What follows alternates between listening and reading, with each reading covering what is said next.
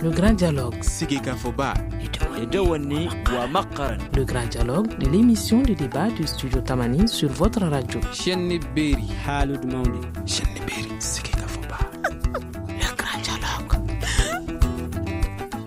Auditeurs, téléspectateurs, bienvenue au grand dialogue de ce mardi 8 novembre. Les élections municipales, l'élection donc des maires, c'est le sujet que nous abordons dans le grand dialogue.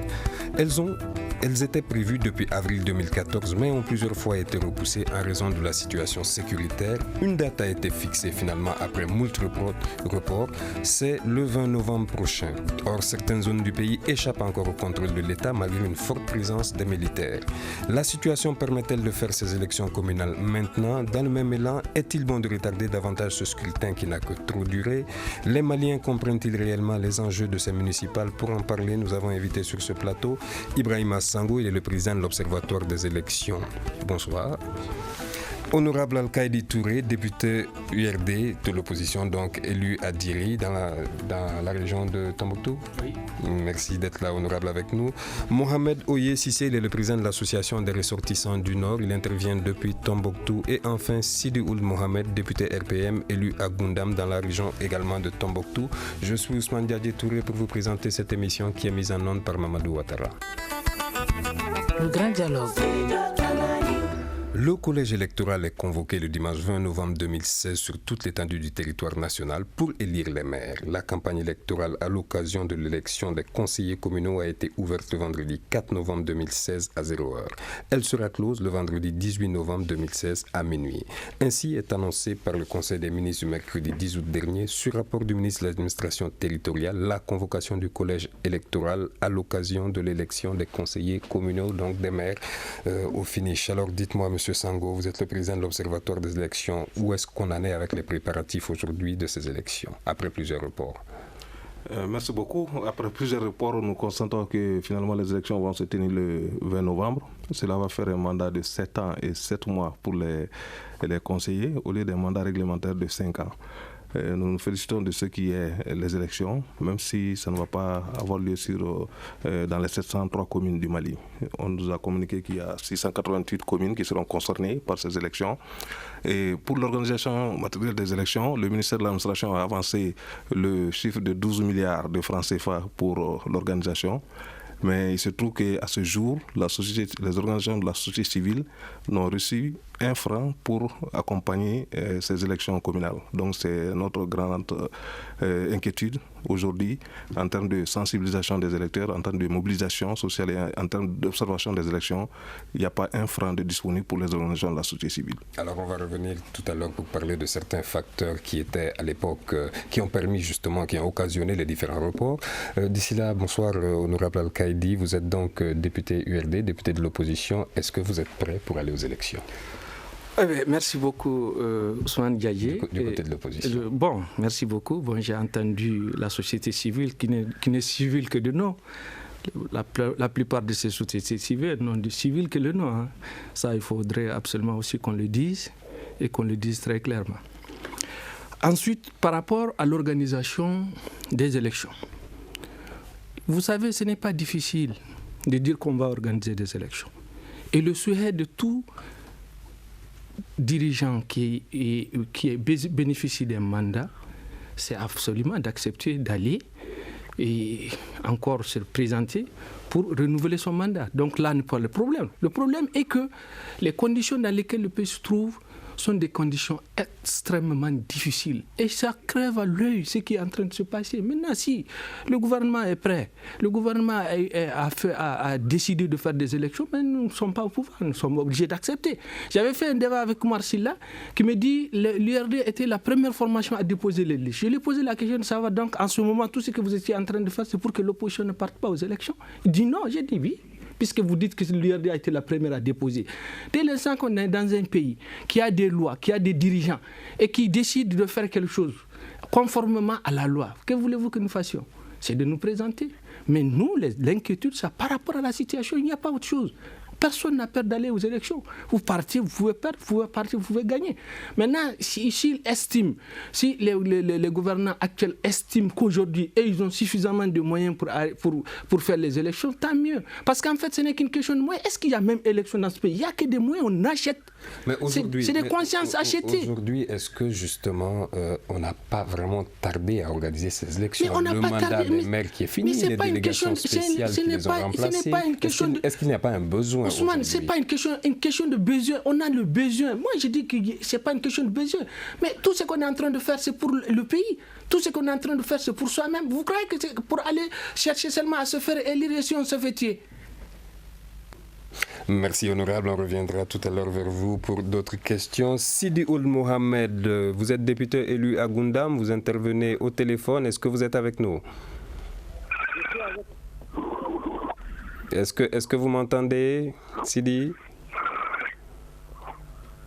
Il semble qu'on ait quelques problèmes techniques, le temps que la régie essaye encore de retrouver Sidi Ould Mohamed, député RPM élu à Goundam. Je m'en vais donc du côté de Mohamed Oyi Sissé, président de l'association des ressortissants du Nord. Il intervient depuis Tombouctou. Bonsoir Mohamed.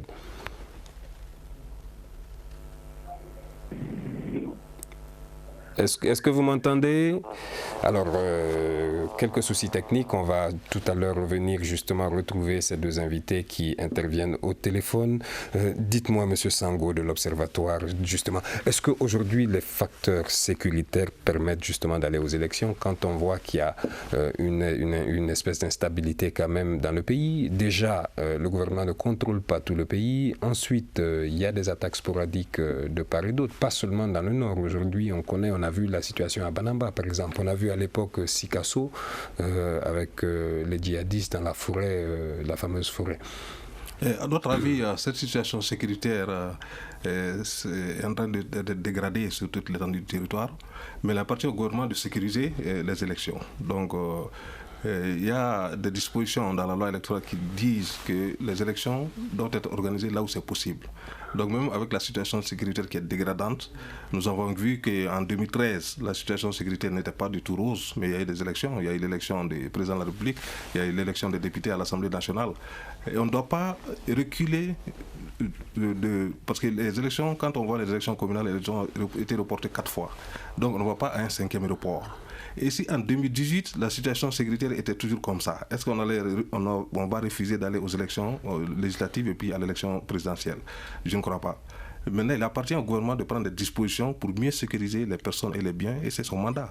Ils ont été élus pour ça, donc il appartient au président de la République de prendre les dispositions pour que les Maliens se sentent en sécurité. Merci. Il semblerait que tout soit rentré dans l'ordre. Maintenant, honorable Sidi Ould Mohamed, est-ce que vous m'entendez?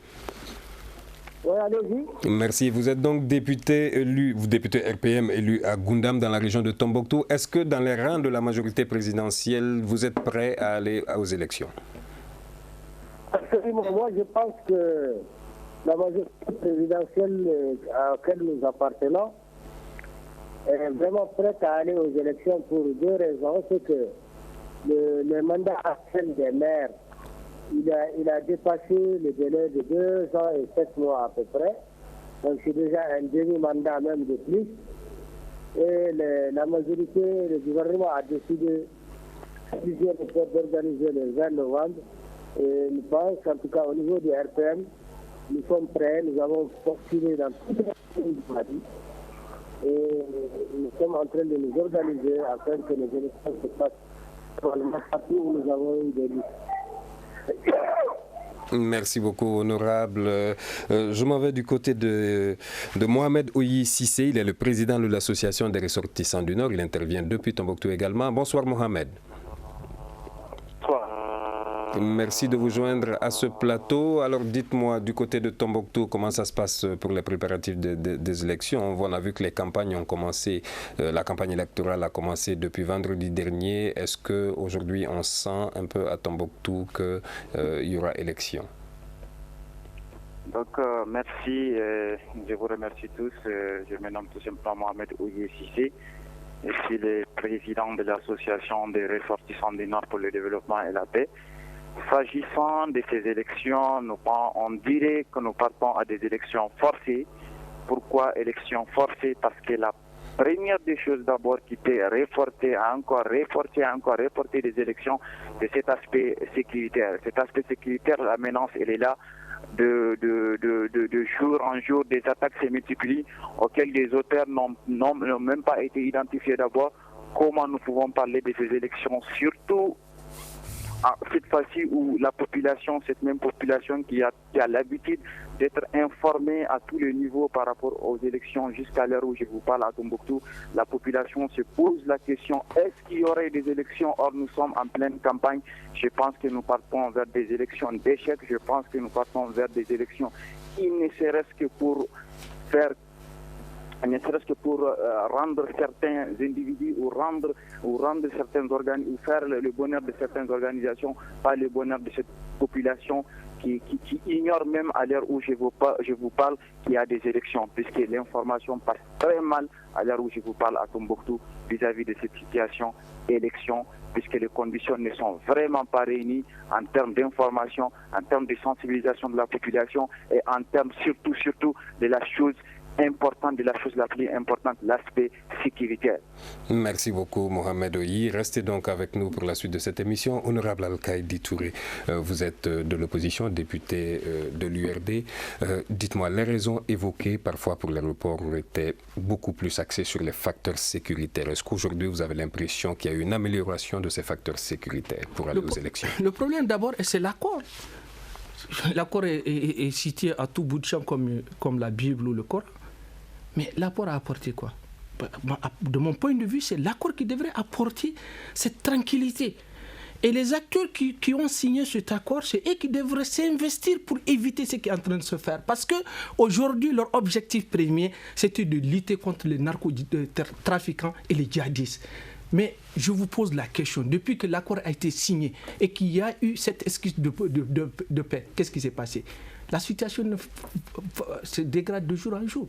C'est ça le problème. Et aujourd'hui, tout le matériel électoral est entreposé à Tombouctou. On demande au préfet d'aller mourir parce que dans tous les cas, ils ne seront pas sécurisés. Donc vous pensez que l'état actuel de la sécurité ne permet pas d'aller aux élections? Mais je vous jure, aujourd'hui, ceux qui devraient nous sécuriser en dehors de l'armée malienne, c'est de l'armée malienne, c'était son droit régalien de le faire. Mais l'armée malienne n'existe que de nom. Elle est sous ordre. Elle est sous ordre de qui? De la communauté internationale qui fait ce qu'elle veut et qui ne nous apporte absolument rien. Parce que moi, je veux vous dire une chose. Ce que je ne comprends pas, c'est que quand on attaque, il y a des hélicoptères. Vous ne pouvez pas disparaître dans la nature comme ça, c'est le Sahel. Et qu'on ne puisse pas vous rattraper. Dites que la situation sécuritaire permet d'aller aux élections aujourd'hui, très concrètement. Mais Ousmane, je vous en prie ça. Vous me posez une question dont vous connaissez la réponse. C'est non. C'est non. Alors, donc, c'est non. J'ai dit aujourd'hui, tout le matériel entreposé, on dit au préfet d'aller chercher.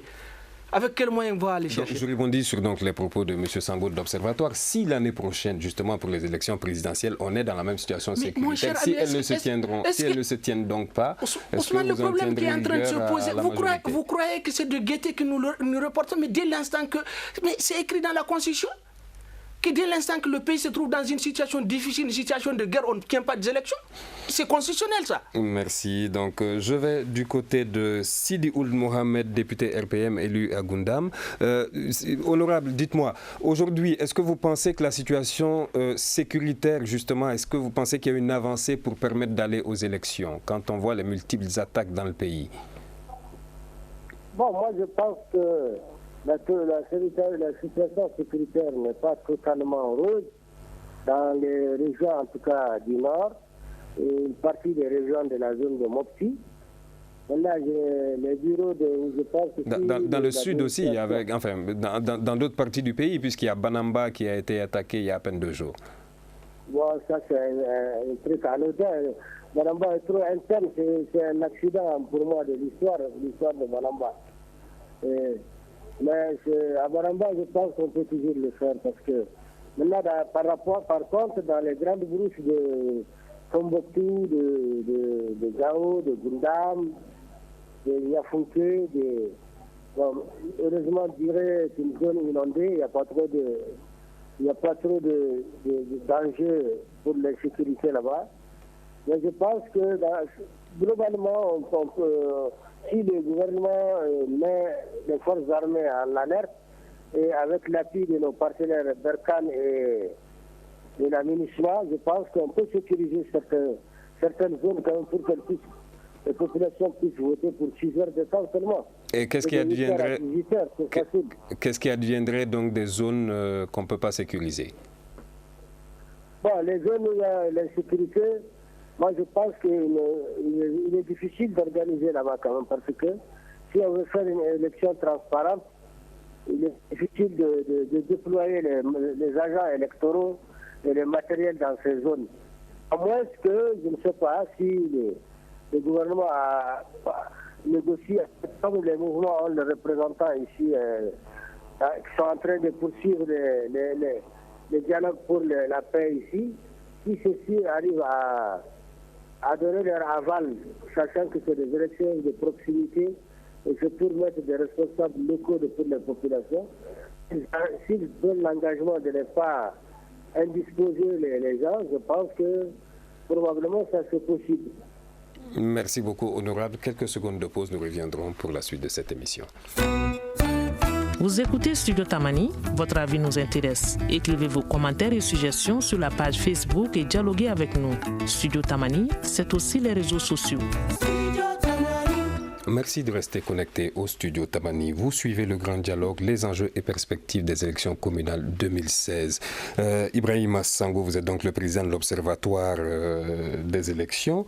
Dites-moi, quels sont les principaux défis aujourd'hui pour ces élections? Est-ce qu'on parle de sécurité? Vous aviez tout à l'heure parlé d'économie, mais le recensement aussi de la population. Est-ce qu'on a eu le temps justement de permettre à ceux qui n'avaient pas de carte NINA d'aller se faire recenser? Je pense que ce processus a été fait après les élections législatives et l'élection présidentielle. Mais en fait, cela soulève un autre débat de fond qui est le fichier électoral malien. Tout le monde sait que le fichier électoral malien n'est pas fiable aujourd'hui. En 2013, les gens sont partis aux élections, les partis politiques sont partis aux élections, ont accepté d'aller avec un fichier qui n'est pas fiable. Mais si on avait organisé les élections communales depuis 2014, on allait avoir le temps de revoir le fichier électoral de fond en comble pour l'extrait de toutes les impurités, comme on le dit là-bas. Mais il y a d'autres grands défis qui attendent ces élections communales. C'est que, si vous remarquez, on est à 12 jours des élections communales. À 12 jours. Il n'y a pas de mobilisation. L'interlocuteur de Tombouctou l'a dit, il n'y a pas de sensibilisation, il n'y a pas d'information. Et en tant qu'organisation de la société civile, nous, on a des inquiétudes. On a des inquiétudes parce qu'on se dit c'est un match de football qui va se jouer entre les partis politiques. En somme, ce que vous êtes en train de me dire, c'est qu'on est en train d'aller aux élections avec un fichier électoral biaisé. Le fichier électoral n'est pas bon, tout le monde le sait. Les partis politiques de la majorité de l'opposition le savent et le gouvernement le sait. Le fichier électoral n'est pas bon. Il faut qu'on revoie de fond en comble le fichier électoral, surtout avant 2018 pour éviter des crises post-électorales. Mais actuellement aussi, des crises sont possibles parce qu'aujourd'hui, il n'y a pas d'information, il n'y a pas de sensibilisation, il n'y a pas de communication autour des élections. C'est comme si les partis politiques vont jouer un match de football, il n'y a pas d'arbitre, il n'y a pas de spectateurs, il n'y a pas d'information, pas de sensibilisation, pas de communication, il n'y aura pas d'observation des élections.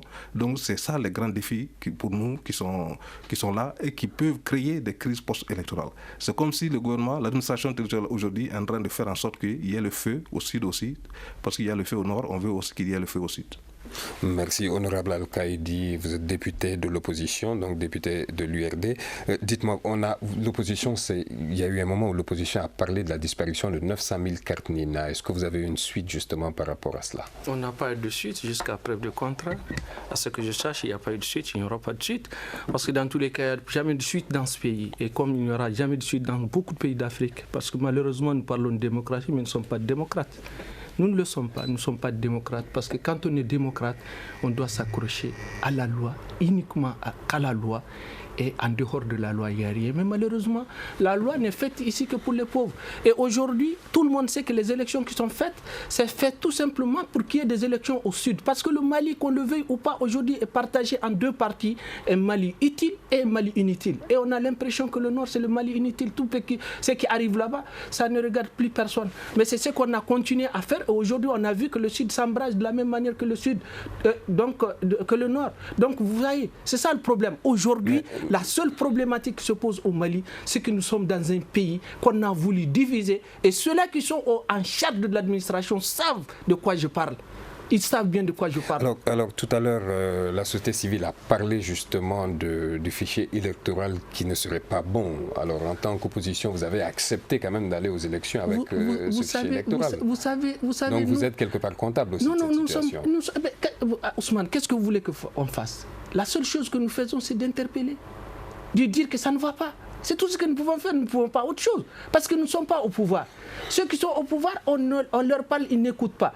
Et moi, je vous dis, quand moi je parle de machin de ce pays-là, je ne parle pas de toutes les autres autorités. Vous savez qu'il y a des gens au bas de l'échelle qui ne valent absolument rien. Parce qu'ils ne savent même pas pourquoi même ils sont là.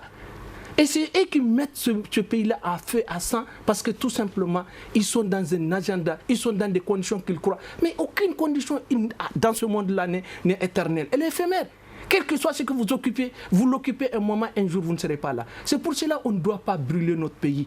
On doit se dire la vérité. On doit reconnaître là où ça ne va pas. On doit pouvoir changer. Moi, en tous les cas, moi, je crierai, je ne brûlerai pas. C'est ce que j'ai dit à Omar Silla. Quand vous étiez à l'opposition, vous avez brûlé. Nous, aujourd'hui, on ne brûle pas. On ne brûle absolument rien, mais nous parlons. Mais parler, même, ça gêne. Mais qu'est-ce qu'on doit faire? Vous parlez, on ne vous écoute pas. On vous propose, on vous dit que vous ne proposez pas, que l'opposition ne fait que... Qu'est-ce que vous voulez qu'on fasse? Merci, honorable Al-Khalidi. Sidi Ould Mohamed, vous êtes député RPM élu à Goundam, donc la majorité présidentielle. Dites-moi, ces élections, si elles sont mal organisées, est-ce qu'elles ne risquent pas de poser un problème de légitimité justement de ces élus locaux? Bon, moi, je pense que les gens seront très tolérants par rapport à l'organisation, c'est dans des zones un peu difficiles. Parce que moi, j'estime qu'une mauvaise élection, même mal organisée, est meilleur statut dans lequel on ne continue pas des gens qui ont fini leur mandat depuis 2 ans et 7 mois. Mais ils ont été quand même remplacés par les délégations spéciales. Oui, les délégations spéciales, vous savez, c'est difficile. C'est des gens qui, en général, l'expérience a prouvé que c'est des gens qu'on met pour 1 ou 2 ans. Ils ne se sentent pas responsables du développement communal et de la tranquillité des populations. Donc, les populations préfèrent vraiment leurs propres élus, quels que soient les défauts qu'ils ont, à eux de se perfectionner. Et moi, j'estime qu'une mauvaise élection, toujours mieux qu'une délégation spéciale. Merci. Dites-moi aujourd'hui, est-ce que c'était une nécessité absolue de faire les élections maintenant? Est-ce qu'on n'aurait pas pu attendre un peu plus, d'avoir une situation un peu meilleure? Moi, je suppose que... Est-ce qu'il y a un dispositif constitutionnel qui nous obligeait à aller vers les élections maintenant? Moi, je suppose que le président a été allé en 2013, l'Assemblée nationale en 2013, et on va arriver bientôt à 2018 parce qu'on est à 2 pas de 2018. Et je ne trouve pas normal qu'on arrive en 2018 sans qu'il y ait quand même de nouvelles autorités communales qui vont pouvoir organiser, qui vont pouvoir aider les partis sur le terrain pour les échéances de 2018. C'est vraiment un peu la nécessité pour laquelle l'élection était nécessaire. Merci beaucoup, honorable Mohamed Oyi Cissé. Vous intervenez donc depuis Tombouctou. Alors, dites-moi, il y a eu dans une partie du pays, notamment à Gao, des hostilités face justement à la mise en place des autorités intérimaires. Qu'est-ce qu'il y en est du cas de Tombouctou? Est-ce que ces autorités intérimaires sont les bienvenues dans la région de Tombouctou? Non, ces autorités intérimaires, surtout celles-ci qui sont en train d'être faites, ne sont pas la bienvenue à Tombouctou, puisque c'est des autorités intérimaires qui tâchent bel et bien une forme de favoritisme. C'est des autorités intérimaires qui sont là uniquement pour faire plaisir à des individus qui savent qu'à travers des élections libres, crédibles et transparentes, ils ne seront jamais à la tête de cette même population qu'ils ont maltraitée à tous les niveaux. Mais aujourd'hui, vous l'aviez dit tout à l'heure, il est difficile d'aller aux élections dans ces conditions-là. Et donc, qu'est-ce qu'il faut faire à ce moment-là? S'il n'y a pas les autorités intérimaires, comment administrer justement ces populations? Oui, mais nous ne sommes pas à notre première et deuxième expérience. Je l'ai dit au cours de certaines de mes interventions que nos populations, nos localités ont eu l'habitude, ils ont vécu de délégations spéciales. Ils peuvent être faits. Nous pouvons faire recours à celle-ci, mais dans plus de transparence et dans plus de concertation, sans distinction de partis politiques, sans distinction d'ethnie, sans distinction de race, nous pouvons. Avec ça, nous pouvons y aller. Avec ça, c'est ça la solution. Sinon, aller à des élections aujourd'hui, c'est aller à des élections d'échecs. Et ces élections d'échecs, le nombre de participations de ces élections jugera. Puisque la participation, elle sera faible puisque la sensibilisation n'a pas été faite, puisque les réfugiés, les conditions ne sont pas créées, puisqu'ils puissent retourner dans leurs localités respectives. Ils s'attendent dans des camps avec désespoir pour revenir chez eux. Je vous dis, je suis tombouctien, j'ai été dans certains sites, j'ai été dans certaines localités, les conditions sont très mal réunies. Il faut vraiment apporter des conditions pour ces gens-là dans leurs localités respectives. Ils vont revenir, c'est juste ça. Et après ça, nous pouvons parler des élections. Comment nous pouvons parler des élections à moins que la condition incontournable pour aller à des élections n'est pas d'abord là, s'agissant de l'aspect sécuritaire, parce que c'est cet aspect qu'il faut. S'agissant de la population, il faut l'informer d'abord. S'agissant de réfugiés, il faut les accueillir, il faut préparer leur retour. Ça, c'est avant les élections. Ça, c'est avant toute chose, parce que c'est pour y avoir des élections, il faut avoir une population informée, il faut avoir des partis politiques qui se sont préparés, il faut avoir J'imagine qu'on a autour de la table l'opposition et la majorité. Je pense qu'ils ont tous les deux dit être prêts dans une certaine mesure, si j'ai bien compris. On n'a pas dit que nous sommes prêts, mais nous sommes obligés d'aller. Qu'est-ce que vous voulez? Être prêt, ça veut dire quoi? Être prêt veut dire que les conditions sont réunies pour le faire. Mais qu'est-ce que vous voulez? Vous voulez qu'on refuse d'aller aux élections? Mais on a sur 703 communes, 600. Mon cher ami, tu vas voir la suite. Et parfois, on a l'impression que ce ne sont que certaines communes du Nord. Mais c'est pas possible. Il semblerait qu'il y a aussi des localités dans le sud où il est difficile aujourd'hui d'organiser des élections. Vous savez, Ousmane, c'est que vous ne savez pas, il y a beaucoup de choses que vous ne comprendrez pas. Le jeune a parlé. Moi, je ne croyais pas qu'il était au courant de tout ça. Le président du conseil régional, je ne sais pas, qu'on a renouvelé tout de suite, il est parti au RPM uniquement pour ça. Et il a négocié sa place. Tout le monde le sait, tout le Mali est au courant. Et je l'ai dit, si vous vous rappelez, lors d'une de mes émissions. On ne peut pas continuer à gérer un pays comme ça, dans ces conditions-là, à vouloir imposer des gens pour le plaisir de le faire. Aujourd'hui, est-ce que ça ne fait pas mal que vous voyez vos compatriotes, vos parents, des vieilles personnes dans des pays étrangers, alors que la condition pour qu'il y ait des élections, c'est au moins le retour des réfugiés dans leurs localités respectives. Vous savez, c'est-à-dire, quand on fait de la politique est d'abord sociale et humaine. Mais quand on n'a pas pitié, on ne veut que le pouvoir. C'est ça la démocratie. Merci, honorable. Ibrahim Assango, dites-moi justement quel est le cas de ces camps de réfugiés aujourd'hui en Mauritanie, au Niger ou au Burkina Faso. Est-ce que ces gens vont pouvoir voter? Est-ce qu'il y aura des élections? Est-ce qu'il y aura des urnes chez eux? Ou est-ce qu'il y aura un programme justement de retour accéléré de ces gens-là pour qu'ils puissent voter? Bon, peut-être que c'est l'administration qui devrait répondre à ça. Mais ce que je sais que ceux qui sont dans les camps ne pourront pas voter parce qu'il faut être sur place, il faut être dans les communes. Et les listes qui ont été déposées dans les 688 communes, c'est là-bas que va se passer l'élection. Maintenant, ce que je voudrais dire par rapport au mandat de ces conseillers, il n'y a pas eu de délégation spéciale. Il y a eu des autorités intérimaires qui ont été mises en place au nord, mais il n'y a pas eu de délégation spéciale. On a seulement prolongé le mandat des maires. Au lieu de 5 ans, ils sont maintenant à 7 ans et 7 mois. Mais les autorités intérimaires, notre position là-dessus, c'est que c'est un recul de la démocratie, parce que c'est le pouvoir des armes.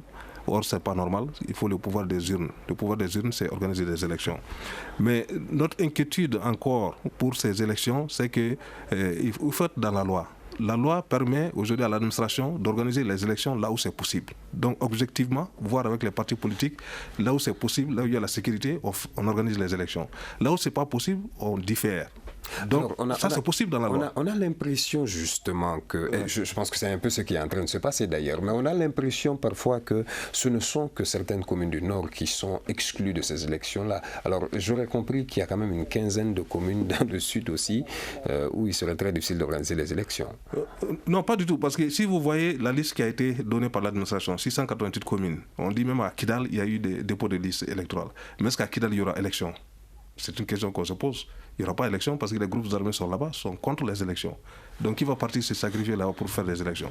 Donc, l'erreur du gouvernement, ça a été de convoquer le collège électoral sur toute l'étendue du territoire national. il fallait attendre la nouvelle loi qui a été promulguée en octobre pour dire, d'accord, on va convoquer le collège électoral, mais faire des élections là où c'est possible. C'est-à-dire que dans les communes du Sud ou bien dans les communes du Nord où c'est possible, on fait les élections. Là où c'est pas possible, on diffère. Ça, c'est possible. La loi le permet. Mais aujourd'hui, convoquer le collège électoral sur toute l'étendue du territoire national et ne pas respecter les instruments fondamentaux de la démocratie, parce que la démocratie suppose l'implication de tous les acteurs, que ce soit les partis politiques, la société civile, les médias, et que tout le monde s'implique pour que les élections soient véritablement une fête, cela n'est pas fait. Et si cela n'est pas fait, aujourd'hui, on a l'impression que l'administration territoriale veut favoriser certaines personnes par des fraudes massives, par des tripouillages, et on craint qu'il y ait des conflits post-électoraux. Et on craint qu'il y ait le feu au sud aussi, comme il y a le feu au nord. Merci beaucoup. Quelques secondes de pause, nous reviendrons pour la suite de cette émission. Une réaction, un avis, un commentaire. Réagissez sur la page Facebook de Studio Tamani et restez connectés avec nous. Studio Tamani sur les réseaux sociaux pour vous faire entendre. Merci de rester connecté au Studio Tamani. Vous suivez le grand dialogue du jour communal 2016, enjeux et perspectives. Donc je vais faire réagir à présent Sidi Ould Mohamed, honorable Sidi Ould Mohamed, député RPM. Honorable, vous êtes avec moi ? Oui, je suis avec vous. Alors dites-moi, est-ce que le calendrier de l'accord serait bouleversé si on ne fait pas les élections maintenant? Est-ce qu'il y a une quelconque imposition de l'accord nous obligeant à faire les élections maintenant? Bon, moi je pense que un accord, je ne sais pas si vous avez suivi, il y a 2 ou 3 jours, il paraît que les autorités intérimaires seront installées. Que les autorités intérimaires sont prévues pour les nouvelles régions qui n'avaient pas de communes, telles que Taoudémi et Menaka, les conseils régionaux de Gao, Tombouctou, Kidal. Et là, il paraît qu'il y a un accord, le 15, le ministre de l'administration aurait fait un communiqué pour dire qu'elles sont installées. Maintenant, elles sont là-bas pour un petit temps, c'est un maximum d'une année. Après, il y aura des élections normales. La paix va revenir. Mais justement, est-ce qu'on n'aura pas l'impression quelque part d'avoir un pays qui fonctionne à 2 vitesses, avec une partie du pays où il y a des élections qui se tiennent et une autre où il n'y a pas d'élections? Du temps du président Alpha, on avait quand même fait des élections séparées, une première fois dans le sud et une seconde fois dans le nord, au début de la démocratie. Moi, je pense que c'est les exigences de la démocratie. C'était en 99. Voilà, merci beaucoup. Honorable Al-Qaïdi, comment est-ce qu'on peut avoir justement, qu'est-ce qu'il faut faire pour avoir des élections participatives avec un taux de vote raisonnable aujourd'hui pour le 20? Il n'y a aucune condition n'est possible aujourd'hui pour ce que vous êtes en train de dire. Mais vous savez, vous parlez d'un pays à double vitesse, dites un pays divisé en 2. La raison est toute simple. On a pris une loi, l'Assemblée nationale a voté une loi sur les autorités intérimaires.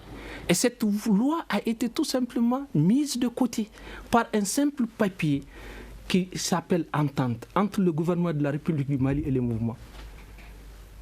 Mais il semblerait l'entente viole la loi. Tous les mouvements, il y a non, quels que soient les mouvements, est-ce qu'une entente peut violer des règlements? Est-ce qu'une entente peut violer une loi? Vous avez vu ça dans quel pays au monde où c'est un document fait entre particuliers, sous seing privé, qui va violer une loi qui a été votée par l'Assemblée nationale?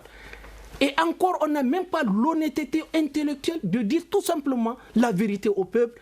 On va au sud, on explique la loi telle qu'elle a été votée à l'Assemblée nationale. On omet volontairement de dire qu'il y a une entente qui viole la loi et la Constitution. Donc c'est un pays divisé.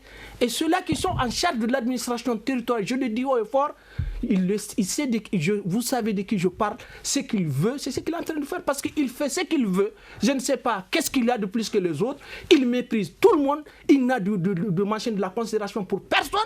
Et moi, je vous le dis tout simplement, parce que moi, j'ai même écrit une lettre tout simplement pour poser des questions, des questions écrites à ce ministre-là, qui ne répond pas parce que je ne suis rien. Et lui aussi, je lui dis qu'il n'est absolument rien d'autre qu'un Malien comme n'importe quel Malien, et que c'est simplement au bénéfice de la rébellion qu'il peut nous faire ce qu'il veut. Mais un jour viendra où nous ne serons peut-être tous pas là. Et je crois que l'histoire jugera. Merci, honorable Ibrahima Sango, vous êtes le président de l'Observatoire des élections. Dites-moi, qu'est-ce qu'il faut faire justement pour avoir un taux de participation acceptable pour ces élections, donc avoir des élus qui sont vraiment représentatifs justement du peuple? Je pense qu'il faut l'inclusivité. Comme on le dit, les élections, c'est l'inclusivité. C'est la participation. D'ici le 20. D'ici le 20, il y a 12 jours, mais c'est encore possible. Aujourd'hui, seuls les partis politiques sont sur le terrain, faire ce qu'ils peuvent faire. Mais les organisations de la société civile peuvent venir en appui pour l'information, pour la communication, pour l'éducation civique, pour dire aux gens toute l'importance qu'il y a autour de ces élections. Mais si l'État, le gouvernement, si je parle du ministère de l'administration territoriale, ne donne pas l'opportunité aux organisations de la société civile de jouer leur partition, je pense que c'est très grave. Pour des élections qui vont coûter 12 milliards de francs CFA et on ne trouve même pas 1 million pour donner aux organisations de la société civile pour jouer leur participation, je dis c'est très grave. Le problème qui se pose fondamentalement au Mali... Vous avez tantôt parlé également de problèmes d'observation de ces élections. Il n'y a pas d'éducation civique, il n'y a pas de sensibilisation, il n'y a pas d'observation électorale, il n'y aura rien. C'est pas pour le couper. Les préfets, on leur dit d'aller, ils n'ont même pas de gasoil à mettre dans les véhicules pour aller chercher le matériel électoral qu'ils demandent d'aller prendre pour mourir. Parce qu'on leur dit d'aller chercher sur nous qu'eux-mêmes ne peuvent pas sécuriser. Bon, non, l'information qu'on a, c'est qu'il y a 12 milliards que le département de l'administration territoriale a mobilisé pour les élections. Où vont ces 12 milliards? Donc c'est des questions qu'on se pose parce qu'il n'y a pas d'inclusivité et cela viole non seulement toutes les ententes sous-régionales, mais aussi une entente très importante qui est la déclaration de Bamako, la déclaration de la francophonie de Bamako qui a été prise ici en novembre 2000 à Bamako, pour dire que les élections, c'est l'inclusivité. Il faut que toutes les parties puissent participer, que ce soit les partis politiques, les ONG, la société civile, les médias, tout le monde puisse participer. Mais quand tout le monde ne participe pas, quand il n'y a pas de communication, il n'y a pas d'information, il n'y a pas d'éducation, il n'y a pas d'observation des élections, on s'attend vraiment à ce qu'il y ait une crise et ça, ce n'est pas souhaitable pour le pays. Merci beaucoup Sango. Sidi Ould Mohamed, vous êtes avec nous? Oui, je vous écoute, ça met un peu fort. D'accord. Est-ce que justement aujourd'hui il n'y a pas une pression avec aussi le sommet France-Afrique qui va se tenir en janvier d'essayer d'avoir une espèce de normalisation en allant aux élections actuellement? Bon, moi je suppose que comme je dis, d'aller aux élections, c'est vraiment une impérieuse affaire pour ce pays-là. On ne peut pas continuer à gérer les collectivités sur la base démocratique du pays par des gens qui ont étudié leur mandat il y a au moins 2 ans et 7 mois. Donc le sommet France-Afrique, il sera bien organisé, mais je pense que ça n'a pas beaucoup d'enjeux. Il intéresse surtout la capitale, que la capitale et alentour qui vont accueillir les chefs d'État et qui seront prêts à... Sinon, dans les confins de la brousse, là, les sommets, beaucoup ne savent pas de quoi il s'agit, même quand il est du sommet. Alors, dites-moi rapidement, quelle est l'alternative si les élections n'arrivent pas à se tenir le 20? Qu'est-ce qui va se passer? Avec la bénédiction du Seigneur et la volonté que le gouvernement et le président Ibeka ont, elle se tiendra le 20 novembre, elle se tiendra à travers beaucoup de communes. Pour vous dire que, si je vous dis que dans toutes les communes, la plupart des communes du Nord, et ça ont déposé des listes. Si je vous prends mon cercle, moi, le cercle de Gundam fait 16 communes, et sur les 16 communes, il y a 61 listes déposées, 13 par des partis politiques, 13 par des regroupements, et une dizaine de listes indépendantes. Ça veut dire que les gens, ils vont vraiment de renouveler ces institutions communales. Dans combien de communes? Sur les communes de Gundam, dans combien? Le RPM, il est dans toutes les communes. Non, je n'ai pas le RPM là, les moyens, c'est pas ça le problème. Alors, le gouvernement, le ministre a dit qu'il y a, c'est évalué à 12 milliards, et d'ici les 20, on est les 8. Dans 10 jours, je crois que tous les moyens vont aller. Je fais confiance au gouvernement et aux partenaires pour dégager les moyens qu'il faut. Merci. Mohamed Oyi Sissé, vous êtes le président de l'association des ressortissants du Nord. Dites-moi aujourd'hui, quelle est l'alternative si on n'arrive pas à aller aux élections le 20? Qu'est-ce qui va se passer aujourd'hui? Est-ce qu'il n'y a pas un ras-le-bol aussi des populations qui ont envie d'aller à ces élections-là, du côté de Tombouctou? Donc, je pense que la meilleure des choses d'ailleurs pour cette population, c'est au moins de reporter ces élections, puisque ces élections ne sont vraiment pas préparées. Quand des élections ne sont pas préparées, par contre, les conséquences, c'est après les élections. C'est après les élections qu'il y aurait des conséquences, puisqu'il y aura une faible participation. Deuxièmement, il y aurait encore pas mal de fraudes, puisque ces gens qui s'endettent forcément à organiser ces élections, préparent ce qu'ils préparent. Mais après les élections, ce n'est pas seulement les élections, mais il faut aussi tenir compte de l'après-élection. Merci beaucoup Mohamed. Ibrahima Sango, dites-moi, quelle pourrait être justement l'alternative si on n'arrive pas à tenir les élections le 20 ? Bon, je pense que tout le monde est engagé à faire les élections le 20, mais ça pose des problèmes. Et le problème de la transparence de ces élections, est-ce que les élections seront vraiment transparentes? Parce que quand toutes les parties ne sont pas impliquées, il n'y aura vraiment pas de transparence. Et on crée des tripatouillages, des gens qu'on va faire élire comme ça. Et ça pose aussi le problème de la légitimité de ces nouvelles autorités. Parce que des gens qui sont élus par un minimum de personnes, ça pose un problème de légitimité. Donc nous pensons qu'il y aura les élections le 20, mais pas dans les meilleures conditions. En tout cas, d'ici le 20, le ministère de l'administration territoriale a le temps de rectifier le tir, mais actuellement, nous pensons que si on va aux élections le 20, ce sera une vraie catastrophe pour notre pays. Merci. Alors, honorable Al-Kaïdi, on a vu le chef de file de l'opposition, Soumaïla Cissé, s'insurger justement contre l'organisation de ces élections-là. Quelle serait l'alternative pour l'opposition aujourd'hui si on n'arrive pas à tenir les dates? Bon, dans tous les cas, nous constatons il y a des problèmes. C'est parce qu'il y a des problèmes que nous ne voulons pas. Sinon, ce n'est pas pour ne pas aller aux élections. Les élections qui ont commencé, dont la campagne a été lancée depuis le vendredi, jusqu'à présent, il n'y a pas de spécimens. Ça, vous comprenez bien qu'elles sont mal organisées. Parce que les spécimens, au moins, ça permet quand même aux électeurs de savoir à quoi s'en tenir par rapport aux listes. Même les spécimens ne sont pas disponibles. Donc, vous savez, c'est tout simplement parce qu'il y a... Parce que la compréhension que les gens doivent avoir, ce n'est pas parce que nous sommes contre quoi que ce soit. Mais quand vous êtes dans un pays où on veut créer l'alternance, mais on est obligé là où ça ne va pas de le dire. C'est tout. Alors, est-ce que l'opposition va justement jouer sa partition en appelant massivement les gens à sortir voter? Mais on n'a pas le choix. Nous avons des listes. Est-ce qu'on a un autre choix que d'appeler les gens à voter? Moi, je suis en train de m'apprêter à aller à Diré, tout simplement pour participer, pour montrer que moi je suis malien, avec tous les risques que ça peut comporter. Si je dois mourir chez moi, mais je crois que mourir, on mourra un jour. C'est tout, ça ne pose aucun problème. Mais je vais aller tout simplement pour galvaniser, pour demander aux gens d'aller aux élections. Parce qu'on est obligé de croire à ces autorités qui sont là, parce qu'on le veut ou pas, elles sont là. Mais qu'elles comprennent que tout ce que nous sommes en train de dire du côté de l'opposition, c'est simplement pour que les choses se fassent dans les meilleures conditions. Et il n'y a pas de meilleures conditions que de créer des conditions conformes à la loi. Il n'y a aucune urgence à aller à des élections. Aucune urgence. Mais tout simplement, ils croient que c'est le moment, le parti au pouvoir croit que c'est le moment. Moi, j'ai dit, des gens sont partis là-bas, au niveau de Tombouctou. Le monsieur là, il peut le témoigner, tout simplement pour être président, reconduit, et il a été reconduit. Et je l'ai dit, moi, avant aujourd'hui. Merci, honorable. À présent, Sidi Ould Mohamed du RPM, juste un dernier mot. Dites-moi, quand est-ce qu'on pourra organiser les élections, justement, dans le reste des communes qui ne sont pas concernées par ces élections-là? Bon, moi, je pense que les comités, après l'intervention des autorités intérimaires, 6 mois après, c'est ce que la loi dit, il y aura les élections normales dans cette commune.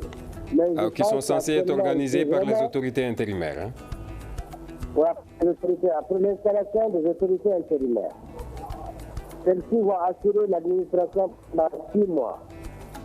Et 6 mois après, maintenant, les populations réfugiées, les conditions seront remplies pour le retour des réfugiés. Et on fera maintenant un scrutin normal auquel participeront et les anciens mouvements et les habitants de ces communes-là qui sont actuellement en Mauritanie, au Niger et un peu partout.